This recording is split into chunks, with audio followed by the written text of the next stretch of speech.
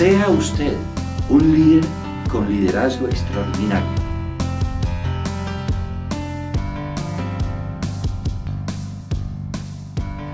La semana pasada vimos el primero de los temas especiales de liderazgo, la participación en la toma de decisiones.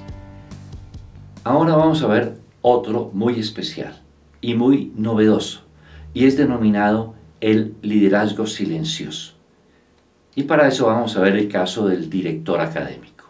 Antes quiero contarles qué es esto de los líderes silenciosos.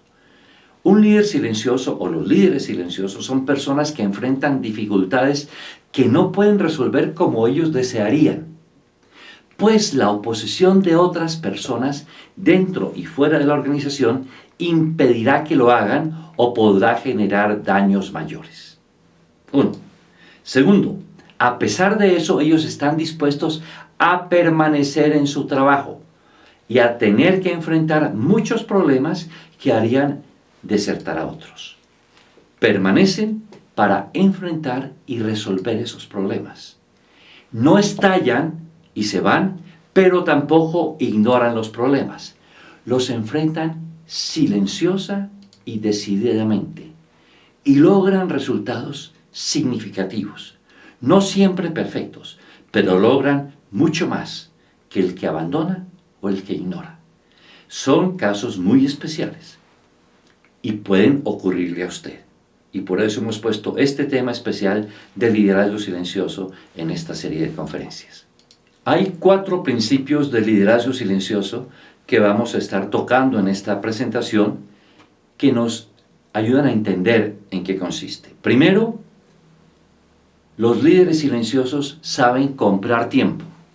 Segundo, los líderes silenciosos involucran a especialistas y se documentan. Tercero, los líderes silenciosos cuidan mucho su capital político. Y cuarto, los líderes silenciosos usan la escalera, peldaño por peldaño. Incrementan la presión sobre los otros gradualmente. Y vamos a ilustrar la aplicación de los principios con la historia de José García, el director académico. José acaba de ser nombrado director de un programa de maestría en una universidad muy prestigiosa. El nombramiento de José había sido un reconocimiento de su gran potencial por parte del rector de la universidad, don Alberto Gamboa, que lo había seleccionado. José sabía que Gamboa se había tomado un gran riesgo, pues muchos profesores consideraban que a José le faltaba experiencia, era un hombre joven, pero el rector lo consideraba muy talentoso.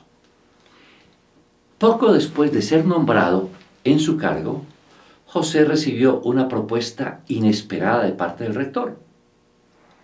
El rector quería impartir un curso de estadística aplicada en el programa de maestría.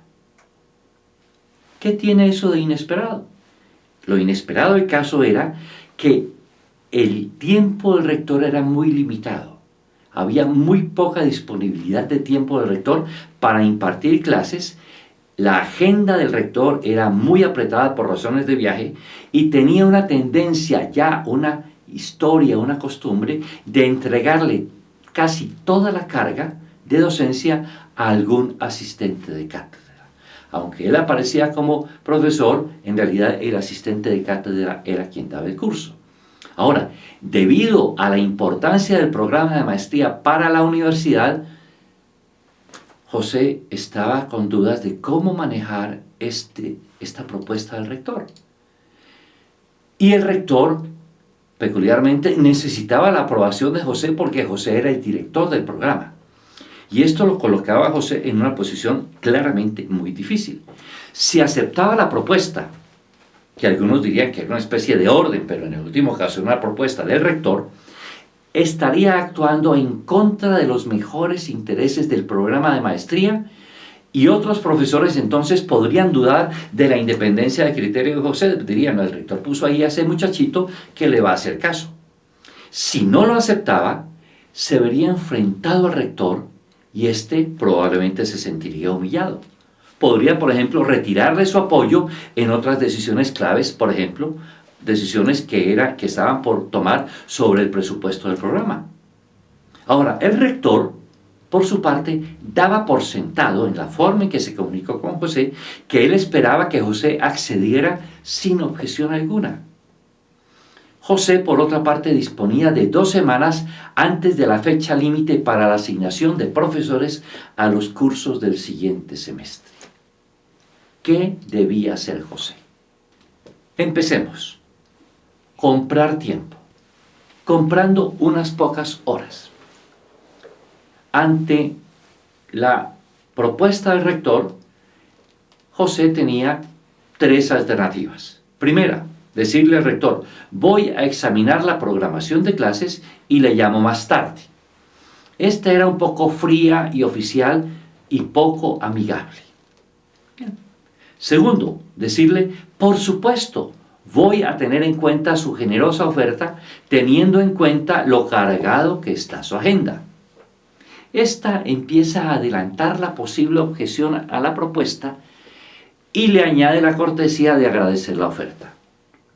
Tercero, decirle: es una propuesta muy interesante que podría ser muy atractiva para el programa. Esta tiene el problema que podría percibirse como una aceptación entusiasta. En el caso de José, él optó por la segunda opción e hizo referencia a la generosidad de la oferta y a lo cargado de la agenda. En ese momento, el rector no insistió más, indicando que estaba de acuerdo. Esto le compró un poco de tiempo, y esa compra de un poco de tiempo puede ser eficaz, pero llega un momento en que ese poco tiempo se acaba y de nuevo el líder silencioso tiene que enfrentar la decisión. Tiene que ir al siguiente paso: involucrar especialistas. ¿Qué hizo José? Las opciones de José podrían incluir vincular a otros profesores en una revisión del programa de clases del semestre, incluyendo la secuencia de cursos y la intensidad de sesiones de cada curso. ¿Qué hizo José? En ese momento creó una comisión de revisión, la cual podría proponer cómo debería ser el programa, el calendario y cuáles deberían ser las normas de programación de clases. José nombró un equipo de profesores en la comisión para que hiciese una breve revisión del programa del semestre e hiciese un ejercicio de programación inicial. Al avanzar el ejercicio, resultó muy evidente que el calendario de clases de estadística aplicada, así como el de las otras clases del semestre, tendría muy poca flexibilidad debido a otros requisitos de programación. Basado ya en la propuesta del equipo de trabajo, José comunicó a todos los profesores, incluido el rector, el calendario tentativo de clases, pidiéndole a cada uno su anuencia con esa programación. Todos los profesores dieron su anuencia al programa y el rector también lo hizo. Imagínense, a pesar de que el calendario le podía crear dificultades importantes. Bueno, la elaboración de los documentos que respaldaban la tarea de la comisión del contenido del programa y la elaboración de la programación detallada le permitió todo este trabajo disponer de tiempo adicional antes de las decisiones finales. Esto le permitió ir ganando tiempo y le ayudó a preparar de manera más sistemática el plan del semestre sin tener en ese momento que enfrentar directamente la decisión sobre el curso de estadística aplicada antes de poder tener la mayor cantidad posible de elementos de juicio. Bueno, José estaba en esto y tenía que continuar comprando tiempo. Una semana después de haber recibido la propuesta inicial del rector, era obvio que el rector estaba muy interesado en tener una decisión final en la programación de clases y había mostrado cierta impaciencia por no contar con la programación final.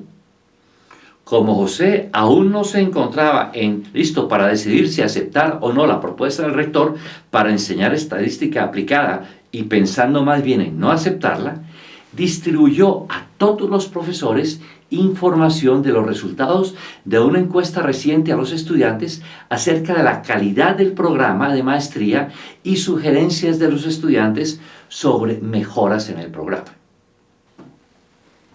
La decisión de José sobre la propuesta del rector fue llegar finalmente a un acuerdo con el rector, un acuerdo privado, basado en el informe formal del comité de revisión y de los resultados de la encuesta. ¿Cómo fue el acuerdo? El acuerdo que fue propuesto por José al rector contemplaba que no se usaría asistente de cátedra como sustituto del rector, sino que si el rector no podía dar las clases, se tratarían de reprogramar las clases del rector. Y si ello fuese muy engorroso, entonces José y el rector encontrarían una solución, que tal vez implicaría que el rector, muy a pesar del rector y de José, no continuaría en el curso. Ahora, la aceptación de José a la propuesta del rector de llegar a un acuerdo privado con José logró que ese acuerdo con el rector se hiciese sin crear una crisis en su relación con este y sin afectar la calidad del programa. Pocos días más adelante, después de iniciadas las clases, el rector, como era de esperar, empezó a tener dificultades para cumplir el compromiso acordado. Y fue él mismo quien decidió retirarse del curso y pedirle a José que encontrase un sustituto apropiado tan pronto como fuese posible. José ya tenía listo el sustituto, pero no se lo dijo en esta forma al rector, sino que esperó prudentemente un par de días para informarle al rector al respecto. La solución funcionó bastante bien para el programa, para el rector y para José. El tiempo comprado permitió una más cuidadosa deliberación por parte de todos, especialmente por parte del rector.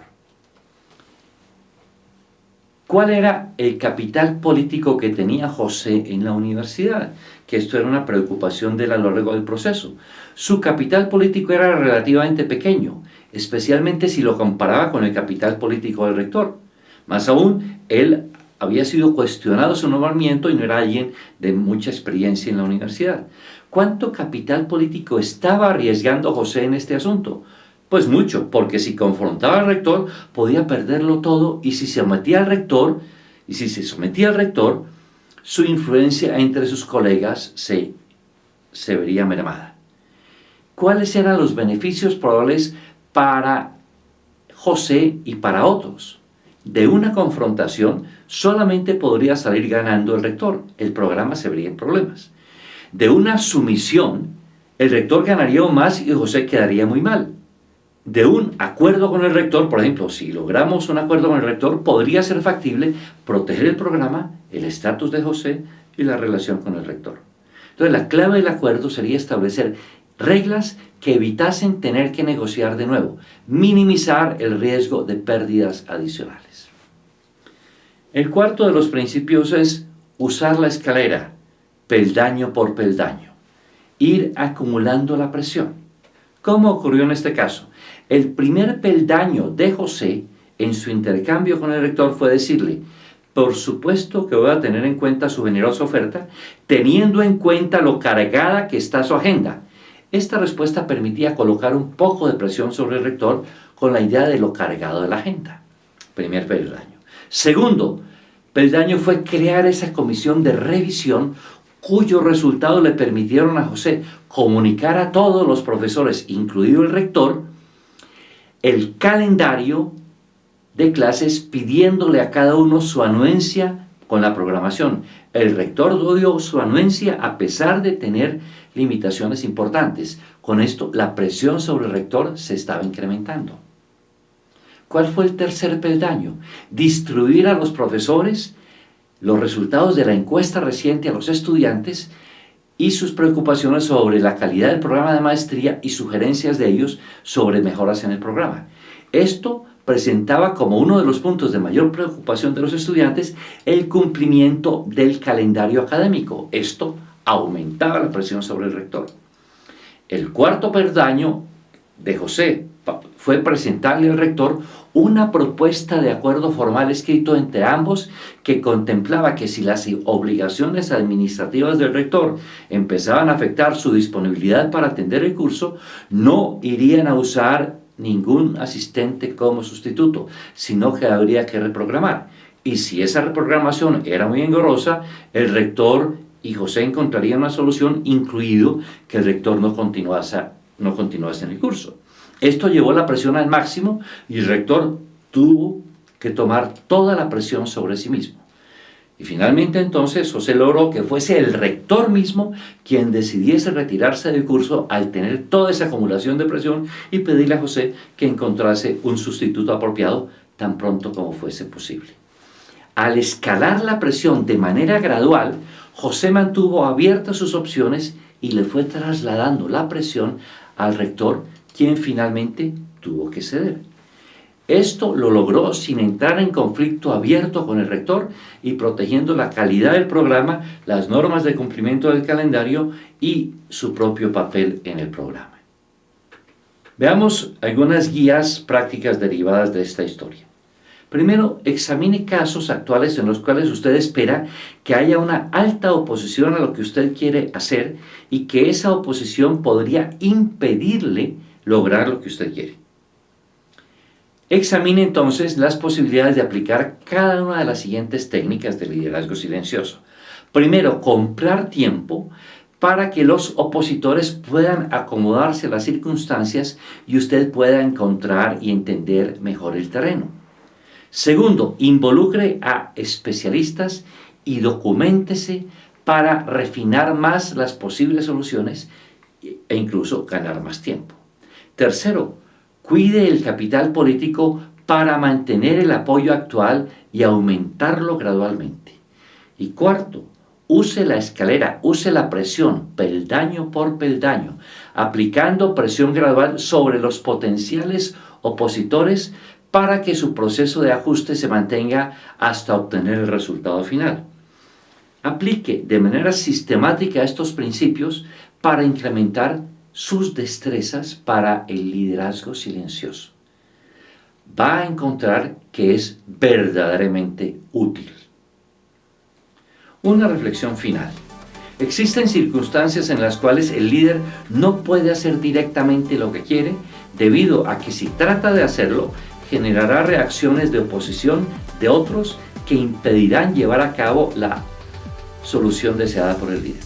En esos casos, el ejercicio de liderazgo silencioso le puede ayudar a llegar muy cerca de su meta original. Va a depender de la destreza del líder acomodar las acciones para lograr un alto nivel de éxito en su tarea. En la próxima semana vamos a tocar el tercer tópico especial de liderazgo, el liderazgo directo. Cómo atraer, motivar y retener el talento humano en la empresa. Y estaremos hablando de un cuento, de una historia acerca de hemos invertido $10 millones en su educación. Les espero la próxima semana.